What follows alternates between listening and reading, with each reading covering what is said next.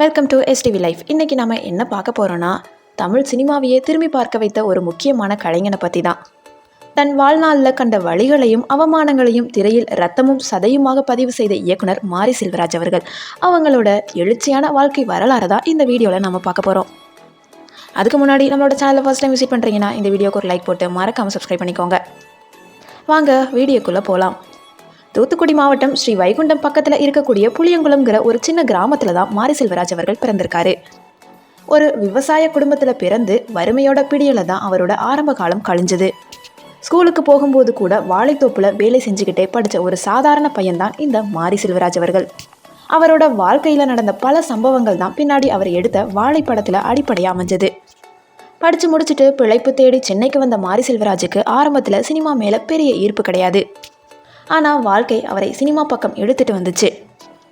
இயக்குனர் ராம் அவர்களோட வாழ்க்கையில் ஒரு பெரிய திருப்புமுனை. அவர்கிட்ட உதவி இயக்குனராக சேர்ந்த மாரி செல்வராஜ் அவர்கள் அங்கே தான் சினிமாவோட நுணுக்கங்களையுமே கற்றுக்கிட்டாரு. சினிமாவுக்கு வரதுக்கு முன்னாடி நிறைய சிறுகதைகளும் கட்டுரைகளும் எழுதி ஒரு சிறந்த எழுத்தாளராகவும் தன்னை அடையாளப்படுத்திக்கிட்டாரு. மறக்க நினைக்கிறேன் என்கிற அவரோட தொடர் இப்போ வரைக்குமே பலருக்கு ஃபேவரட்டாக இருக்குது. 2018 வருஷத்தில் ரிலீஸ் ஆன பரியேறும் பெருமாள் படம் மூலமாக இயக்குனராக அறிமுகமாகிறாரு. முதல் படத்திலேயே சமூகத்தில் இருக்கக்கூடிய ஆழமான பிரச்சனைகளை பேசி ஒட்டுமொத்த சினிமாவையும் அதிர வச்சாரு. அதுக்கப்புறம் தனுஷ் கூட சேர்ந்து கர்ணன், உதயநிதி ஸ்டாலின் கூட சேர்ந்து மாமன்னன், இப்போ கடைசியாக வந்த வாழை வரைக்கும் ஒவ்வொரு படமும் ஒரு பேசும் பொருளாகவே அமைஞ்சது.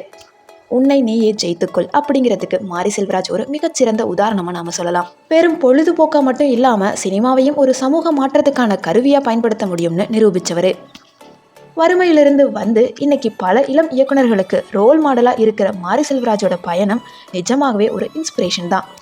இந்த வீடியோ உங்களுக்கு பிடிச்சிருக்கும்னு நினைக்கிறேன். இந்த வீடியோ பிடிச்சிருந்துச்சுன்னா லைக் பண்ணுங்கள், ஷேர் பண்ணுங்கள். மாரி செல்வராஜ் அவர்களுடைய எந்த படம் உங்களோட ஃபேவரட்ன்றதையும் என்னோட கமெண்ட் செக்ஷனில் சொல்லுங்கள். சப்ஸ்கிரைப் பண்ணாமல் பார்த்துக்கிட்டு இருந்தீங்கன்னா ப்ளீஸ் சப்ஸ்கிரைப் பண்ணிக்கோங்க. தேங்க்யூ ஸோ மச் ஃபார் வாட்சிங்.